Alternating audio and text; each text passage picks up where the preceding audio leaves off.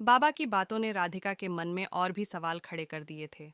वह जानती थी कि अब इस भेड़िए से बचने का कोई साधारण तरीका नहीं था, लेकिन वह इतनी आसानी से हार मानने वाली नहीं थी। अर्जुन की मौत ने उसे भीतर से तोड़ दिया था, और अब वह यह राज जानना चाहती थी कि भेड़िए का उससे क्या वास्ता है। अगली रात राधिका ने खुद को तैयार किया। उसने अपने चारों ओर से किसी तरह की सुरक्षा कर ली, ताकि भेड़िए का हमला होने पर वह किसी न किसी तरह खुद को बचा सके। लेकिन जैसे ही रात बढ़ी, उसकी धड़कनें तेज हो गईं। चारों ओर एक डरावनी खामोशी छा गई। अचानक झाड़ियों के पीछे से एक हलचल हुई, और राधिका का दिल जोर से धड़क उठा। कुछ ही पलों बाद भेड़िए की आकृति उसके सामने उभर आई। उसकी लाल आंखें अंधेरे में चमक रही थीं। राधिका ने डर से कांपते हुए भेड़िए की ओर देखा, लेकिन उसने अपनी जगह से हिलने की कोशिश नहीं की। उसने खुद को मजबूत किया और सीधी नज़र से भेड़िए की आंखों में देखा। भेड़िया उसे घूरता रहा, जैसे वह उसके मन के सारे राज पढ़ सकता हो। उसके होंठों से एक धीमी गुर्राहट निकली, जो सीधे राधिका के रोंगटे खड़े कर गई। लेकिन राधिका की हिम्मत ने उसे मजबूर किया कि वह भेड़िए से पूछे, तुम मुझसे क्या चाहते हो? भेड़िए की गुर्राहट थम गई, और उसकी आंखों में एक अजीब सी नरमी आ गई। कुछ क्षणों तक वह खामोश रहा, फिर एक धीमी, भारी आवाज में बोला, मैं वो हूँ जो अधूरी आत्मा के रूप में इस दुनिया में भटक रहा हूँ। मेरा प्रेम, मेरा सपना कभी पूरा नहीं हुआ। तुम वही हो जिसे मैंने जन्मों से ढूंढा है। राधिका को अब समझ में आया कि यह भेड़िया वास्तव में उस पुराने तांत्रिक का रूप है, जो अपने अधूरे प्रेम के कारण इस डरावने जानवर में तब्दील हो गया। उसकी यह बात सुनकर राधिका का मन सहम गया, लेकिन उसने भेड़िए से सवाल किया, तुम्हारा प्रेम अधूरा क्यों रह गया, और मैं इससे कैसे जुड़ी हूँ? भेड़िए ने लंबी सांस लेते हुए कहा, कई जन्म पहले तुम मेरी थी, पर मेरी गलतियों के कारण तुम मुझसे बिछड़ गई। अब हर जन्म में मैं तुम्हें ढूंढता हूँ, तुम्हें पाने की चाह में, और तुम मुझसे हर बार दूर चली जाती हो।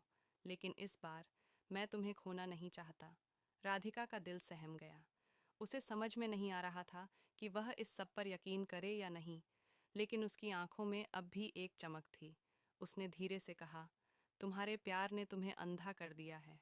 यह प्रेम नहीं, पागलपन है। भेड़िए की आंखों में क्रोध की चिंगारी भड़क उठी।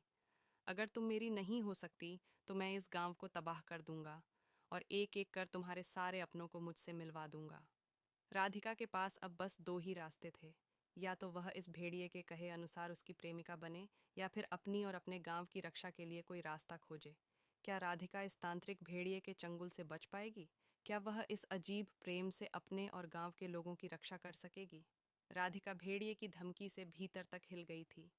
वह समझ चुकी थी कि अब उसे इस भेड़िए के साथ बेहद चतुराई से पेश आना होगा, नहीं तो उसका गांव खतरे में पड़ सकता है। उसने मन में एक फैसला लिया। वह इस भेड़िए की कहानी को समझेगी, उसकी कमजोरी ढूंढेगी, और किसी भी तरह अपने गांव को बचाने की कोशिश करेगी। अगली सुबह राधिका बाबा रतन के पास फिर से गई। उसने बाबा को भेड़िए और उसके पिछले जन्म के प्रेम के बारे में सब कुछ बताया। बाबा ने गंभीरता से सुना और फिर बोले, बेटी, यह तांत्रिक किसी साधारण भेड़िए का रूप नहीं है। ये एक प्रेत भेड़िया है, जो अपने अधूरे मोह की वजह से अमर हो चुका है। उसे मिटाने का सिर्फ एक ही तरीका है, उसे उसी प्रेम का एहसास कराना जिस प्रेम में वह अधूरा रह गया था। लेकिन यह आसान नहीं होगा। राधिका असमंजस में पड़ गई। बाबा, इसका मतलब क्या है? मुझे क्या करना होगा? बाबा ने उसकी आंखों में देखा और गहरी सांस लेते हुए बोले, तुम्हें उसे प्यार का एहसास कराना होगा, लेकिन वह प्रेम नहीं जिसे वह चाहता है, बल्कि वह दर्द जो उसने दूसरों को दिया है। उसे उसकी क्रूरता और उसके अपराधों का बोध कराना होगा। और हाँ, यह बेहद जोखिम भरा होगा।